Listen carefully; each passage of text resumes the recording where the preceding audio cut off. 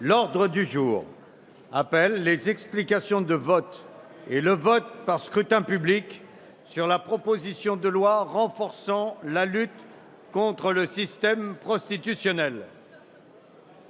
Mes chers collègues, pour ceux qui veulent sortir, faites-le rapidement, que je puisse donner la parole à la première oratrice inscrite dans les meilleures conditions possibles.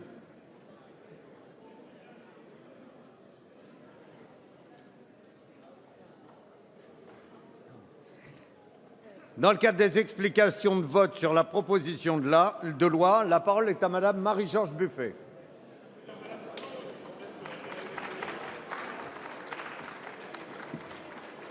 Merci, Monsieur le Président. Madame la Ministre, Monsieur le Président de la Commission spéciale, Madame la rapporteure, chers collègues, nous vivons un moment important dans l'histoire de notre Assemblée, un moment qui va compter pour l'émancipation humaine. Nous allons, je l'espère, dans quelques minutes adopter un texte de loi qui appelle la société à se libérer d'un système d'exploitation et de domination, le système prostitutionnel. Nous allons enfin faire vivre la position abolitionniste adoptée par la France en 1960. Nous répondons ainsi positivement aux 55 associations regroupées dans le collectif Abolition 2012. Cette loi représente d'abord une nouvelle étape dans la libération des femmes, qui, nous l'avons rappelé tout au long de notre très riche débat, constitue plus de 85% des personnes prostituées. Car la prostitution n'est pas le plus vieux métier du monde, comme certains se plaisent à le dire. Non, la prostitution n'est qu'une des plus violentes expressions du système patriarcal. Cette réalité doit être dite, et nous l'avons fait lors du travail de la commission spéciale. Comment appeler autrement le choix d'un individu à disposer d'un corps et de l'intimité d'un être humain au travers d'un rapport imposé par l'argent? Dans la prostitution, il n'y a pas un contrat entre deux personnes libres, mais bien quelqu'un qui décide et quelqu'un qui subit. Nous avons eu dans le débat de nombreuses interventions, citant des médecins, des associations, des femmes, témoignant de cette violence, y compris à travers la parole de clients. Cette loi va donc aider toutes celles et tous ceux qui veulent en sortir, avec des mesures ouvrant à chacune et chacun un parcours de sortie du système prostitutionnel. Car la prostitution, c'est aussi la traite des êtres humains. 90% des femmes prostituées en France sont d'origine étrangère. Un trafic mondial très lucratif pour les réseaux qui l'organisent. Il génère un profit annuel de 32 milliards d'euros, avec un chiffre d'affaires annuel de 3 milliards d'euros en France. On ne parle donc pas ici de rapports humains, mais de rapports de domination marchand basés sur la violence. Et c'est contre cela que nous combattons. C'est pour cela que nous inversons la charge de la culpabilité, en la faisant désormais porter sur ceux qui profitent de ce système inhumain. D'abord les réseaux de traite, les proxénètes, mais aussi les clients. Chers collègues, nous ne parlons pas d'une situation virtuelle où la prostitution serait libre et où les personnes prostituées feraient le choix de vivre de leur charme. Non, nous parlons d'une réalité sordide qui, comme le dit si bien l'association Zéro Macho, porte aussi atteinte à la dignité des hommes. Car loin de participer à leur liberté sexuelle, cela les enchaîne à une conception de la sexualité empreinte de frustration et de domination. Sans clients, il n'y a pas de prostitution. Sans demande, pas besoin d'organiser le commerce humain. Pour abolir ce système inhumain, il faut donc responsabiliser ceux qui ont fait le choix de l'utiliser. C'est pour cela que nous décidons de pénaliser celui qu'on appelle le client. Ainsi, la société aura les moyens de poser l'interdit de la marchandisation des corps. Ce n'est ni la morale, ni la volonté d'une société régimentaire qui nous anime, mais une volonté émancipatrice. Car la liberté ne s'achète pas, comme elle n'est pas non plus synonyme de propriété, surtout lorsqu'on parle d'humanité. Dans le domaine de l'acte sexuel, comme dans d'autres, les êtres humains ont droit à d'autres rapports que ceux guidés par la loi du plus fort, par la loi du tout marchand. Nous avons donc à faire un choix politique, non pas, je le répète, au nom de la morale, mais à partir d'une conception que nous avons de la société et du sens que nous voulons lui donner. Et ainsi, nous nous mobilisons pour faire avancer les mentalités. Car pour leurs droits, les femmes doivent pouvoir s'appuyer sur des lois pour conquérir des droits. et faire changer le regard de la société à leur égard en utilisant ces droits. Nous bousculons les représentations ancestrales, enfermant les femmes dans l'image de la maman et de la putain, telle que l'a dénoncée Simone de Beauvoir. C'est donc au nom de la liberté de la personne humaine, au nom du droit à l'égalité des femmes et des hommes, que je souhaite, avec le groupe GDR, que notre Assemblée adopte ce texte et que son examen au Sénat ne tarde pas, car pour les victimes de la prostitution, chaque jour compte. Je vous remercie. Merci, Madame Buffet. La parole est à Madame Ségolène Neuville.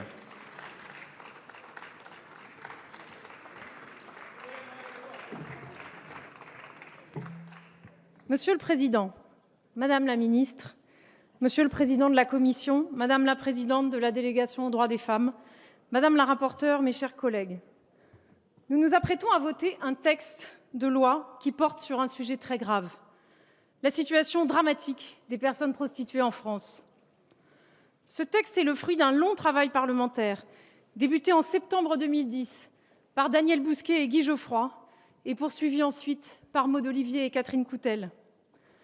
C'est un texte qui transcende les législatures, mais aussi les tendances politiques, et qui a été l'occasion de nombreux débats dans toute la France, débats où chacun a pu intervenir. Les personnes prostituées, les associations spécialisées, les pouvoirs publics, la presse, les clients et l'ensemble de la population. Nous pouvons collectivement être fiers d'avoir été à l'origine de ce débat démocratique. Ici, à l'Assemblée nationale, chaque groupe parlementaire a apporté des améliorations par la voie d'amendements pour aboutir au texte soumis au vote aujourd'hui. Nous pouvons collectivement être fiers de ce texte parce qu'il met fin à la plus vieille injustice du monde. Depuis toujours et dans toutes les sociétés, les personnes qui se prostituent sont considérées comme des délinquantes et comme des coupables. Pourtant, depuis toujours, les personnes prostituées sont prisonnières de leur précarité économique, de réseaux criminels et de proxénètes. Pourtant, depuis toujours, les personnes prostituées sont exposées aux violences les plus extrêmes de la part de leurs clients, mettant leur vie en danger quotidiennement. Aujourd'hui, c'est à elles que je m'adresse.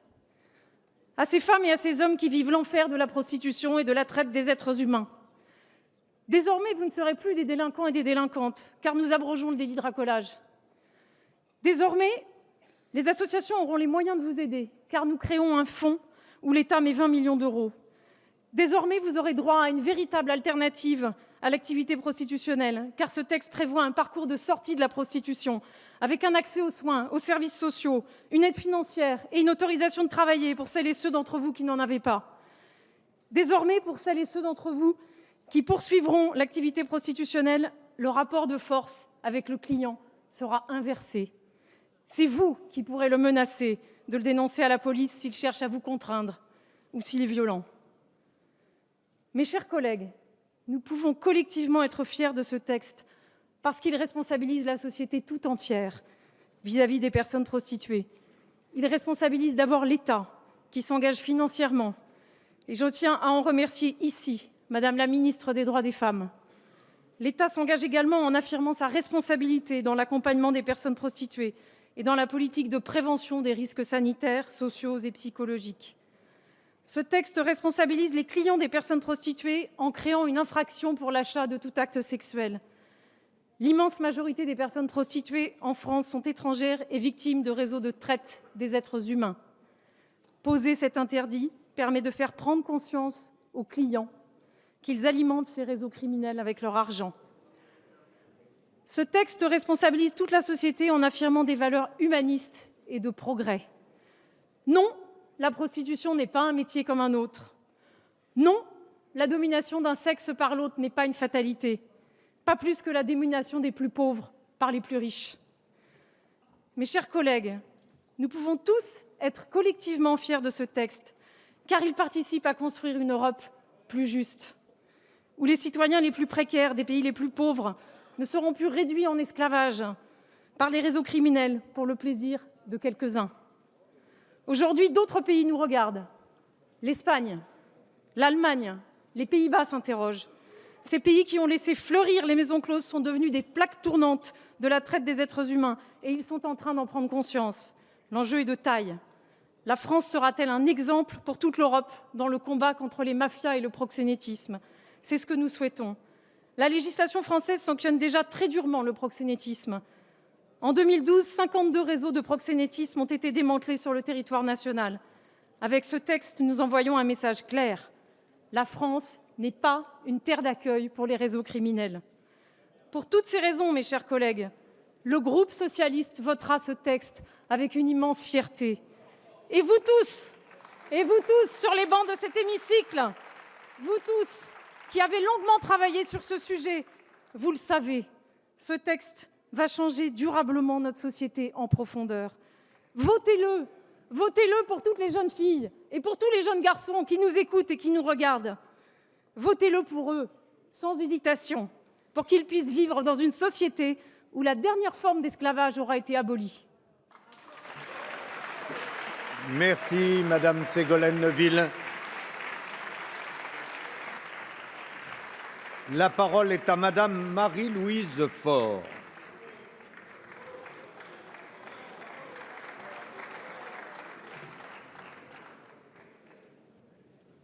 Merci, Monsieur le Président. Monsieur le Président, Madame la Ministre, Madame la rapporteure, mes chers collègues. Aujourd'hui, donc, notre Assemblée se prononce par vote solennel sur la proposition de loi du groupe socialiste renforçant la lutte contre le système prostitutionnel. Sur le fond, je tiens à rappeler que le groupe UMP partage pleinement cet objectif. Ce texte s'inscrit d'ailleurs dans la parfaite continuité des actions que nous avons menées sous la précédente législature. En effet, le groupe UMP avait été à l'origine du dépôt et de l'adoption à l'unanimité d'une résolution réaffirmant la position abolitionniste de la France en matière de prostitution. Cette résolution avait ensuite été suivie du dépôt d'une proposition de loi, mais là s'arrête la comparaison, car à la différence du groupe SRC, nous avions fait le choix de traiter ce sujet de manière transpartisane. Tous les groupes politiques avaient alors été invités à signer cette proposition de résolution. Nous sommes contre le principe de la prostitution. Nous sommes pour tout ce qui peut renforcer la lutte contre le proxénétisme. Mais pourquoi, mesdames et messieurs les socialistes, pourquoi nous obliger à légiférer dans l'urgence au risque de réduire à néant tous nos efforts dans cette direction?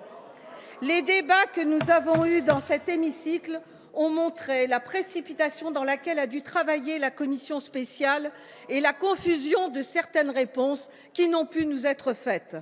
Plusieurs amendements du Gouvernement déposés vendredi matin et après l'article 88 ont réécrit ou supprimé des mesures qui n'étaient pour le moins pas anodines.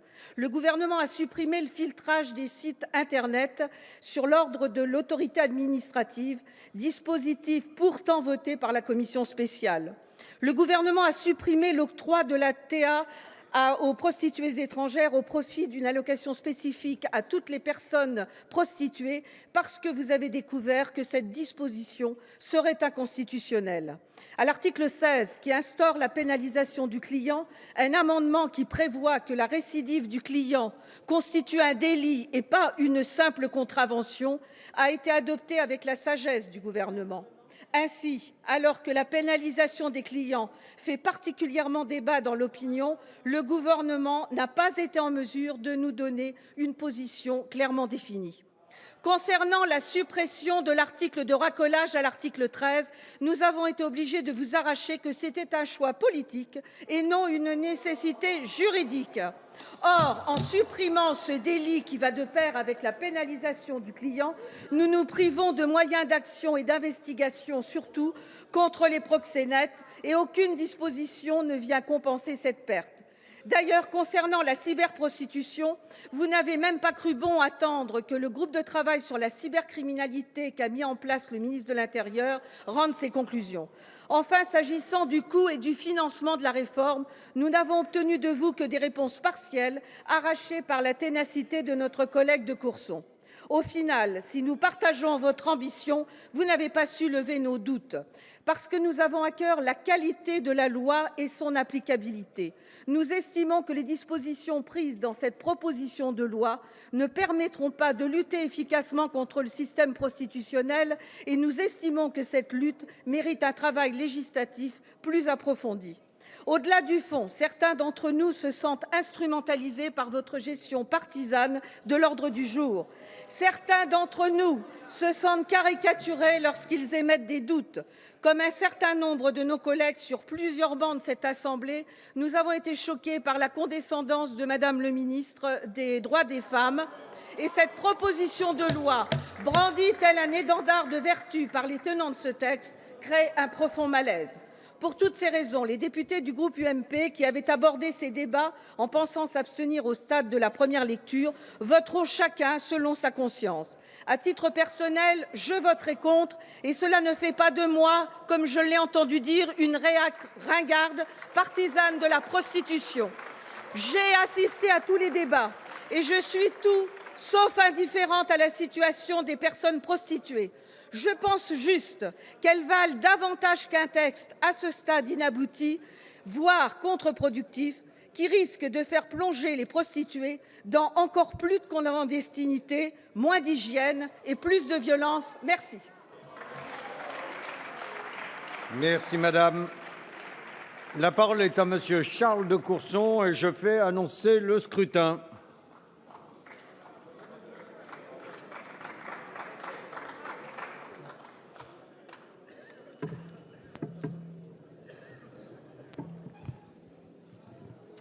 Monsieur le Président, Madame la Ministre, Madame le rapporteur, Monsieur le Président, mes chers collègues.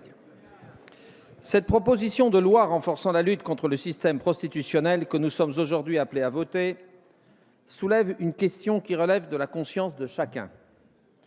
Et comme sur l'ensemble des sujets faisant appel à la conscience de chacun, les députés du groupe UDI disposent sur ce texte de la liberté de vote. Pour ma part, il s'agit là d'un choix personnel. Je suis convaincu que nous devons légiférer pour des raisons liées aux effets désastreux de la prostitution sur les victimes, les prostituées. Au-delà du caractère nécessaire de la lutte contre le système prostitutionnel, la question de fond est la suivante. Est-il de notre devoir de législateur de légiférer en matière de prostitution?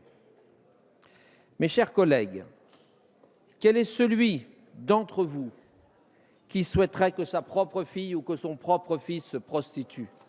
Aucun.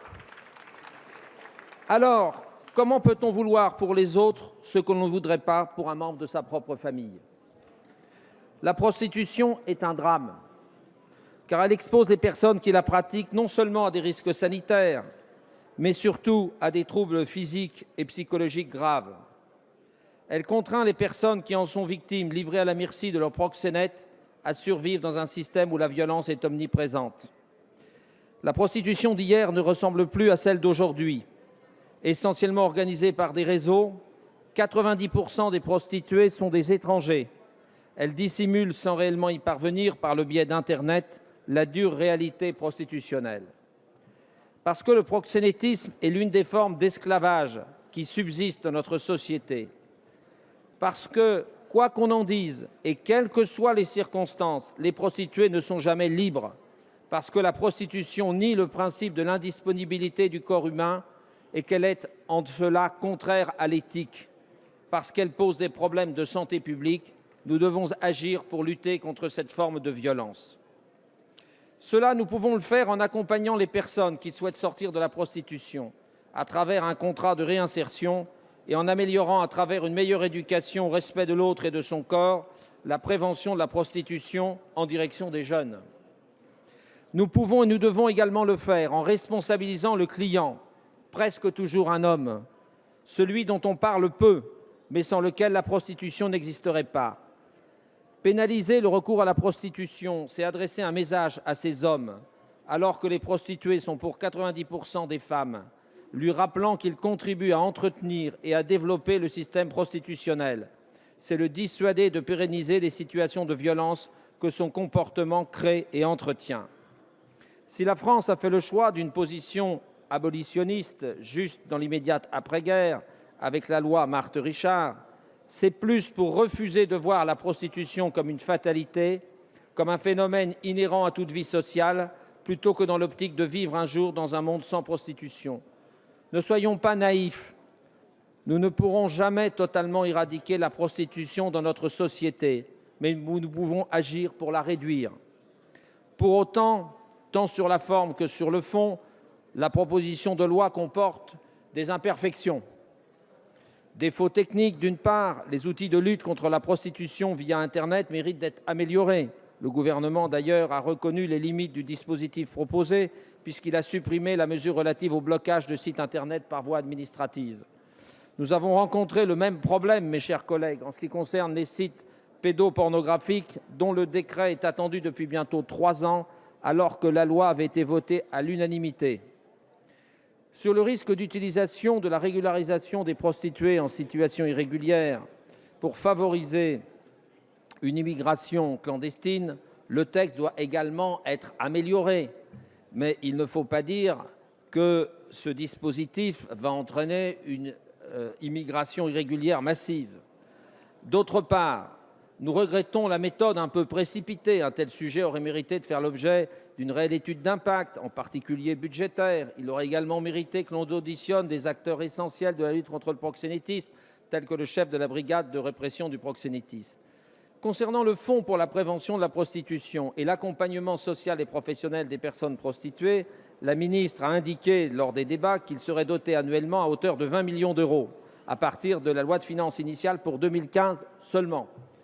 Cela est regrettable. Nous aurions au moins pu le doter à hauteur de l'ordre de 10 millions d'euros dès 2014. Et pour cela, Madame la Ministre, le gouvernement devrait déposer un amendement en seconde lecture sur le projet de loi de finances initiale pour 2014 pour créer un compte d'affectation spéciale d'initiative gouvernementale doté de cette somme.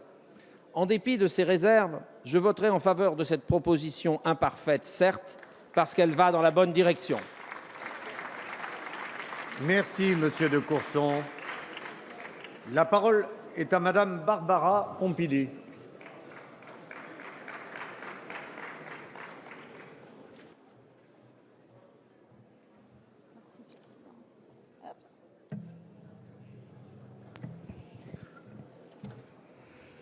Monsieur le Président, Madame la Ministre, Monsieur le Président et Madame la rapporteure de la Commission spéciale, je suis une femme, je suis féministe, je me bats depuis des années contre toutes les violences faites aux femmes et je voterai contre cette proposition de loi. Non parce que je serai animée de certitudes, mais parce que les doutes qu'elle m'inspire et les risques qu'elle comporte me semblent inacceptables. Certes, l'abolition du délit de racolage est une très bonne chose. Il est un constat qui réunit tous les acteurs de terrain, associations de prostituées, travailleurs sociaux, organisations venant en aide aux personnes prostituées, magistrats, policiers. Ce constat, c'est qu'en faisant l'amalgame entre prostitution et délinquance, la pénalisation des prostituées les a forcées à se cacher, avec tout ce que l'invisibilité induit, notamment du point de vue de leur santé et de leur sécurité. Ce délit de racolage n'a pas réussi à lutter contre les réseaux mafieux et la traite des personnes. Et voici qu'aujourd'hui, on nous propose de substituer à la pénalisation des prostituées celle des clients. Comment ne pas voir le risque que cela comporte?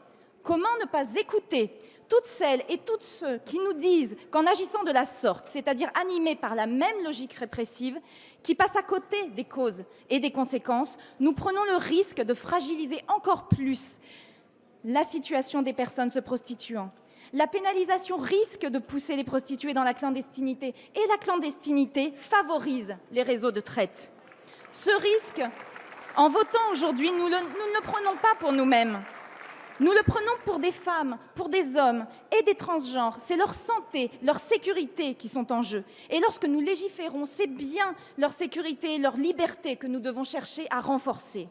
La liberté de sortir de la prostitution en premier lieu.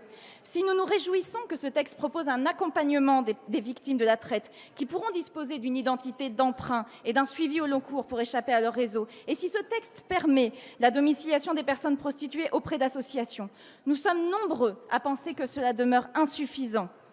Ce texte ne propose aucune vraie solution pour mettre fin à la misère économique conduisant certains à se prostituer. Et ce texte est tout aussi décevant en matière de lutte contre les réseaux mafieux et la traite des êtres humains. Objectif humaniste, partagé par toutes et tous ici présents. N'y a-t-il pas un risque à conditionner le droit de bénéficier d'un système de protection et d'assistance à la signature d'un contrat de sortie de prostitution? Même si une victime de traite aujourd'hui dépose plainte contre ceux qui l'exploitent, elle n'est pas certaine de pouvoir obtenir des papiers. Comment enfin lutter contre la prostitution subie sans s'attaquer aux préjugés qui nourrissent les rapports de domination? En ce sens, la lutte contre les stéréotypes de genre et leur déconstruction doit être un axe fondamental de nos politiques publiques, et ce, dès le plus jeune âge. Car s'il y a bien urgence aujourd'hui à donner une réponse sévère, adaptée et exemplaire au problème de l'esclavage moderne, ce procès ne doit pas être celui de la prostitution. Je parlais tout à l'heure du droit et même du devoir de douter. Nous ne pouvons faire l'économie d'un véritable débat de fond sur la prostitution. Qui peut croire sérieusement qu'un débat d'une demi-journée relégué en fin de semaine et coincé entre deux textes aura pu être l'occasion d'une telle réflexion dépassionnée? Qui peut croire qu'on pourrait mener ce débat sans même entendre correctement les premiers concernés, à savoir ces travailleuses et ces travailleurs du sexe? Qui peut prétendre qu'on pourrait évacuer de ce débat la question du droit de disposer de son corps, avancée obtenue de haute lutte par les féministes au siècle dernier? Cette loi résout d'une certaine manière la question en considérant que les prostituées sont toutes des victimes. Mais dans ce cas, pourquoi une simple amende pour le client? Si le rapport sexuel tarifé est un rapport sexuel obtenu par une violence, cela porte un nom, c'est un viol. Et cela devrait donc être plus sévèrement puni qu'une simple contravention. Mais mon collègue Touré en parlera certainement mieux que moi tout à l'heure. On nous dit également que la prostitution est une marchandisation du corps, que la marchandisation du corps est une atteinte à la dignité humaine, donc une violence. Dans ce cas, pourquoi ne pas interdire la pornographie? Et que dire des aidants sexuels pour les personnes handicapées? Je n'ai pas de doute sur les intentions des auteurs et des défenseurs de ce texte. Certains de mes collègues écologistes le voteront d'ailleurs. Mais j'ai des doutes sur les présupposés moralistes qui sous-tendent chacun de ces articles. J'en ai sur la légitimité qui est la nôtre à légiférer sur l'activité sexuelle des individus au risque de remettre en question le principe de la liberté sexuelle entre adultes consentants. Et j'ai des doutes, et je n'ai pas de doute, sur les risques considérables de voir la situation des personnes prostituées encore aggravée par ce texte. Voilà pourquoi, comme la majorité de mes collègues écologistes, je voterai contre cette proposition de loi. Je vous remercie. Merci. S'il vous plaît, s'il vous plaît. La parole est à monsieur Alain Tourret.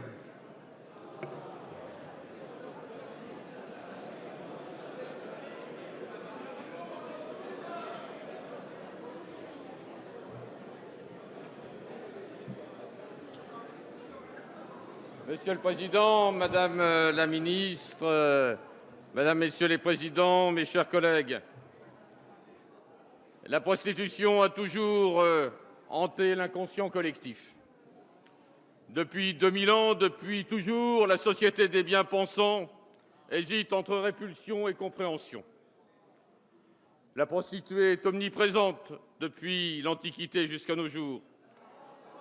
Elle contribue à apaiser les mœurs.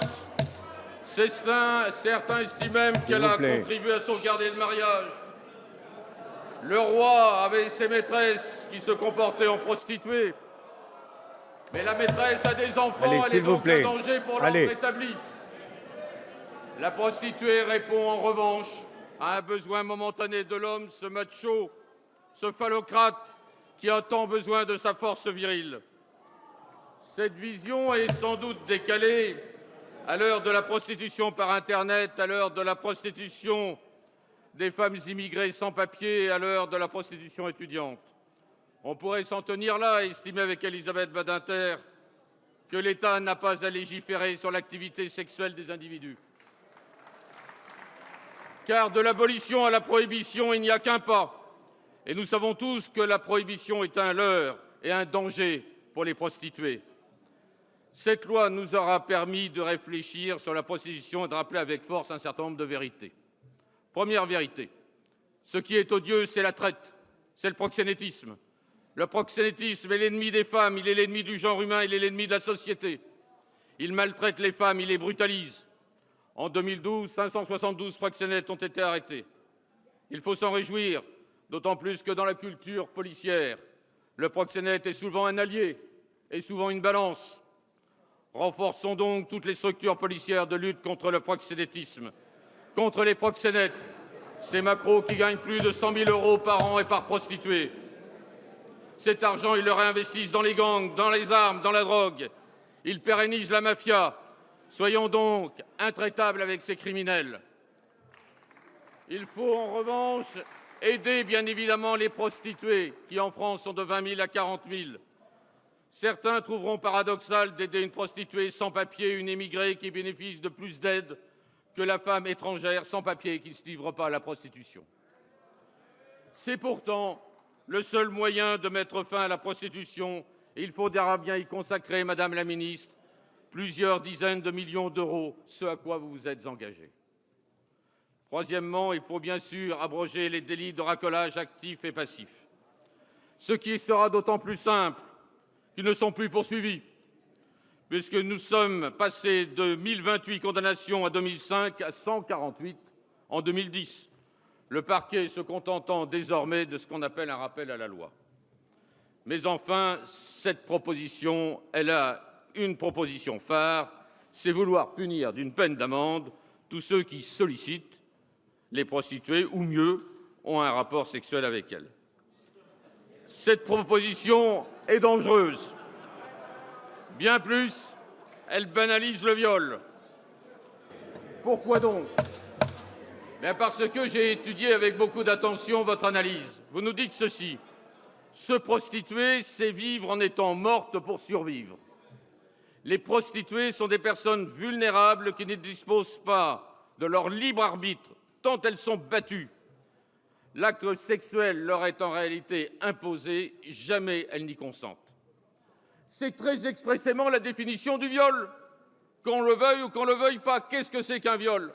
C'est un acte sexuel imposé à une personne qui n'a plus de libre arbitre. C'est un acte sexuel imposé à une personne qui est faible. C'est un acte sexuel imposé à une personne qui ne peut y résister. Or, on arrive à ce paradoxe absolu, rappelé par Barbara Pompili, de sanctionner d'une peine d'amende de 1 500 € un viol. On arrive finalement à ceci, on banalise avec cette loi le viol. Est-ce que vous l'avez bien saisi? Voilà ce que je vous dis. Ce que nous souhaitons, nous, c'est un interdit. Et nous souhaitons nous opposer à toute pénalisation. Nous partageons à ce niveau les analyses également de Médecins du Monde, d'Actub, d'Aide, qui nous disent ceci: la pénalisation va rejeter la prostituée dans l'ombre. Elle va faire en sorte de la livrer aux clients, à ses fantasmes, à ses violences, à ses rapports non protégés. Vouloir agir ainsi, c'est quoi? C'est renforcer le sida pour les prostituées. Le résultat sera simple, nous disent les Médecins du Monde, nous disent l'Organisation mondiale de la santé. Cela sera un désastre en termes de santé pour les prostituées. Jusqu'où irons-nous désormais dans le cadre de la prohibition du sexe? Jusqu'à quel ordre moral devrons-nous aller? Jusqu'à quel ordre moral devrons-nous nous engager? Voilà ce que je vous dis. C'est donc tranquillement et avec persuasion que je me fais l'avocat des prostituées, ces femmes si malheureuses, si dignes d'intérêt et de compassion. Et je vous le dis, ne votez pas cette loi. Bien, mes chers collègues, je demande aux uns et aux autres de regagner leur place.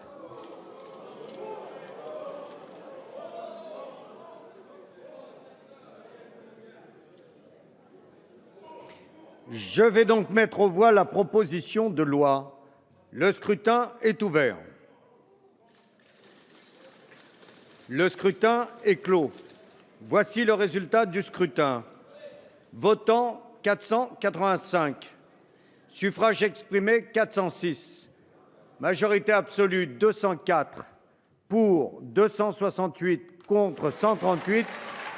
L'Assemblée nationale a adopté. La parole est à Madame la ministre Najat Vallaud-Belkacem. Merci, Monsieur le Président. Je serai très brève, Mesdames et Messieurs les députés. Je voudrais simplement avoir quelques mots de remerciement pour des personnes qui ont beaucoup œuvré à l'adoption de ce texte. Je pense à Guy Geoffroy pour les bancs de l'UMP, Je pense à Catherine Coutel, à Maud Olivier, à Ségolène Neuville. Je pense à Marie-Georges Buffet. Je pense à Charles de Courson pour l'UDI. Je pense aussi à tous ceux qui ont enrichi ce texte de leurs amendements, même s'ils ne l'ont pas voté. Philippe Goujon, Sergio Coronado, Alain Touré, Marie-Louise Faure. Je pense à tous ceux qui ont apporté leur contribution. Merci mille fois. Merci parce que le chemin a été long, vous savez, pour aboutir à ce vote. Il a été semé d'embûches à chaque pas.